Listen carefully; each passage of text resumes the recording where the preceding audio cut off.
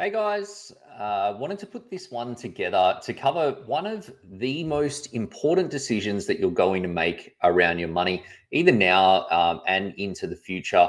And it's an area where a lot of people get unstuck. Now, I will call out that there is no right or wrong here, but there are two parts to, I suppose, good or not so good. One side is the money, the other side is the emotion. Now, when it comes to property, we all know how it makes us feel, and particularly when it comes to buying your own home, feels great. You've got your own space, you can set it up the way you want, you don't have to deal with property managers and all that sort of jazz, and that feels really nice. Then on the other side, you've got the money, and buying a property is a big deal. Buying your home is a big deal. And if it's not done the right way, like it can cost you a bunch of money. If you do it the right way, it can make you a bunch of money. So you just need to tread carefully there. And in my experience, I've found that the right approach is one that balances the numbers and the emotion. So through this video, what I wanted to do is I want to plant a few seeds about a couple of the key things that you should be across to make sure that when you do make this decision, you make the absolute best one for you. And I'll call out a couple of sticking points for people along the way.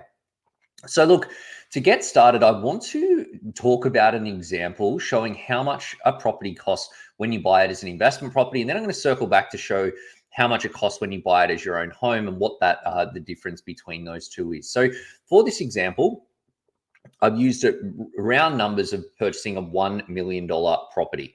To purchase a $1 million property, you're going to have about $50,000 in costs. That's your stamp duty, legals, those sorts of things. Rough number, but it's pretty close to the money. Then, so that means that you need a total of $1,050,000. Now, I've got a loan here at 6% current mortgage interest rates, ouch.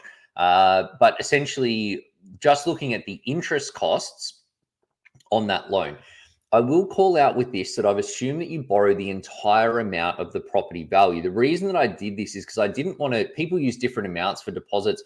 I didn't want to misrepresent what the costs actually were. So basically, it's if this property is fully funded with borrowing, could be with equity, could be with a family guarantee or whatever else, this is what it looks like. If you use a bigger deposit, then the cost will be a little bit less on both ways. But essentially, at this level, borrow $1,050,000 at 6%. That's going to cost you $63,000 in pure interest costs each year. I've excluded any principal repayments from this because a principal repayment is you paying down a debt, which is essentially the same as you saving money. So while it does cost you, $10,000, $15,000 a year in principal costs, and the cash flow consideration is all important, and that's something that you should really assess. If you're using Pivot Advisor, you assess it with them. If you're running the numbers yourself, run those numbers as well. That is a cash flow cost, but it's not an actual cost because over time you'll pay down that debt and your liability is reducing. Therefore, your asset position is increasing. So we've got $63,000 in interest costs, $10,000 in ongoing property costs, and that's strata, council rates, water rates, a bit of maintenance, a little bit of insurance, etc.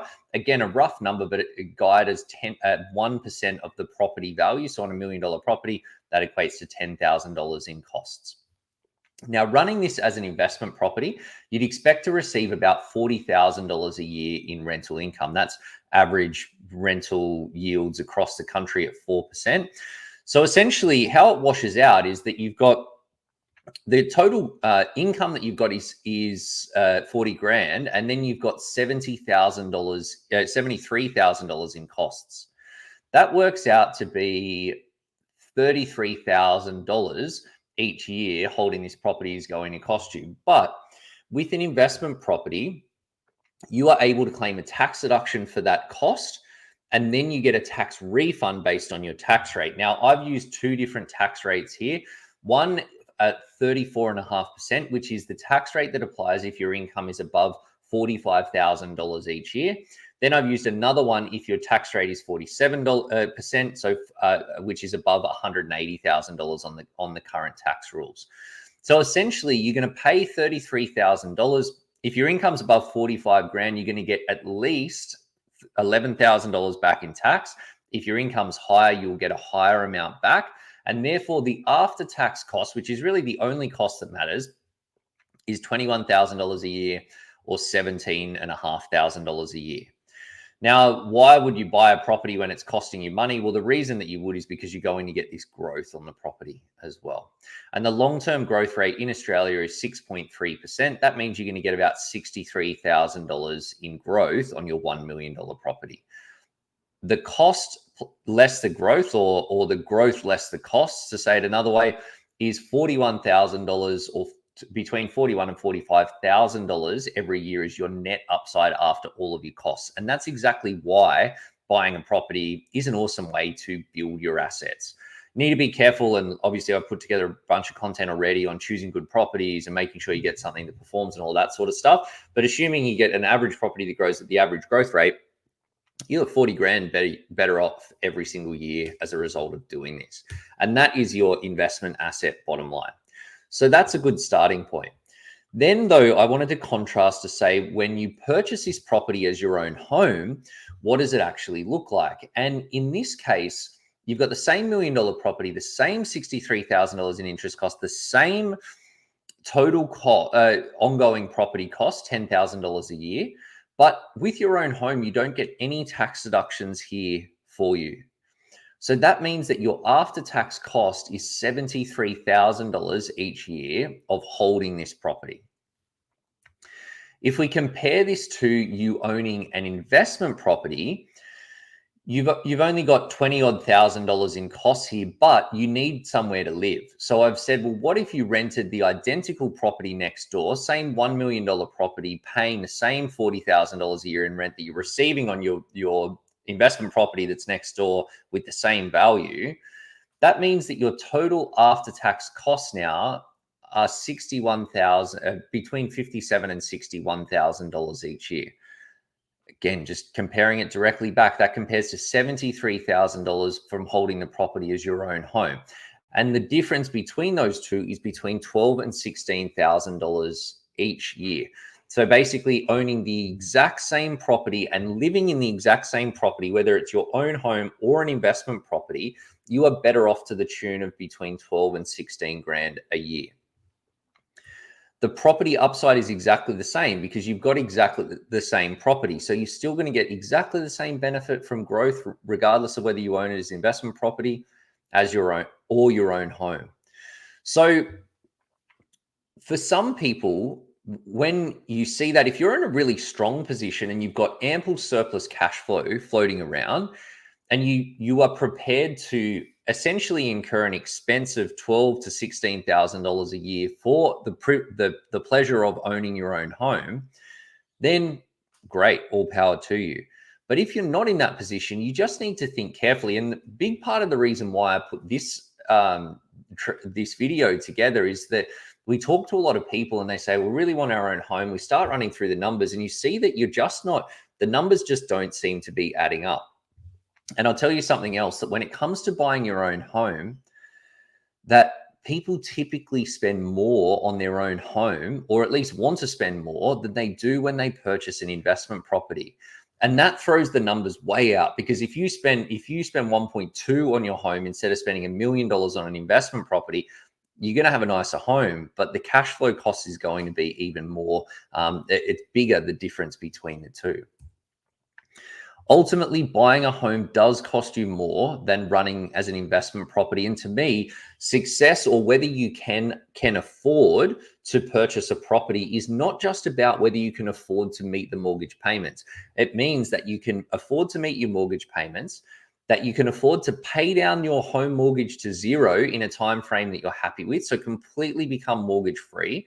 And the third piece, and very, very important, is that you need to be able to invest enough money to hit your wealth building targets for the future, that you need to comfortably fund your mortgage payments and be able to pay down that debt at the rate that you're happy with, and invest enough so that you're hitting your financial targets. Because if you can't do those things, then you're essentially sacrificing your financial success for having a nice roof over your head. And again, like, no wrong answers here. For some people, that's the most important thing in their life. And if that's you, go for it. But if it's not, then you probably just need to think and say, well, should I be investing more in the shorter term until I get there? As I said a little bit earlier, if you're comfortable with a strong surplus, go for it. If you're saving 10 grand a month and you say, I'm happy to allocate $1,000 or $2,000 to the extra cost of owning my own home, and you're still saving and investing enough to hit your investing targets, fine. But if things are tight, if it doesn't quite fit, if you can't buy that property and make the mortgage payments and have a comfortable amount left over for saving and investing, then it probably means the timing just isn't right. And you just need to, it doesn't mean that you're never going to be able to afford to buy your property. It just means that you need to focus on building up your assets, building up your investments a little bit further to make it more comfortable to actually do that. If it's the most important thing you can push to make it happen, and if you want us to help you, we can find a way to do it. But the question, I'd like to ask the question, or for you to ask yourself the question, to say, how important is property to you? And is it that, I got 4 options here. Is it that it's so important and you're prepared to sacrifice all financial progress getting ahead in order to make it happen? Is it important, but investing is also a strong priority for you? Is it that investing is more important to you than owning your own home? Or is owning your own home not a big deal for you at all? Because depending on how you feel about what your response is to that question, it's going to dictate how hard we should be pushing and how much we're prepared to say no to get you into your own home sooner. There are no wrong answers with this. It is really depends on you, but there is a cost with buying your own home. And we just want, if you want to incur that cost, we just want to make sure that you're aware of the impact of that decision and that you're comfortable with the impact of that decision. At the end of the day, we talk to a lot of people in this process that they come to us because they want to save more, invest more, get ahead faster. And then they start doing it. And then they go, well, I'm going to buy a property, and to buy my own home, I'm going to sell my investment property and I'm going to sell down all my shares and I'm going to use all of my cash flow to do that. And you might end up with a lovely roof over your head, but it's a complete disaster from a financial perspective because you've got no investments left over. At the end of the day, it doesn't matter to us. It's your money and it's your life. But this decision is such a big decision, and it has an impact for literally decades into the future. So it's one that you just want to be considered and get right. Now, we're here to help with this. We're ready, willing, and able to support you in the decision. The purpose of this video is to plant the seeds to make sure you're aware of the key issues and you can start thinking on them, so that when you talk to us, you're further along in your understanding of the consideration set here. But ultimately, keep in mind that we need to keep your financial success, which is your investing success, not your own home ownership success, as part of a priority set as well. The more you do with your property, with your own home sooner, the less investing you can do. It's as simple as that. It's simple maths. So you really want to consider this as part of your planning and see where it fits. Guys, any immediate questions on this, hit us up. Otherwise, we look forward to chatting it through in more detail with you soon.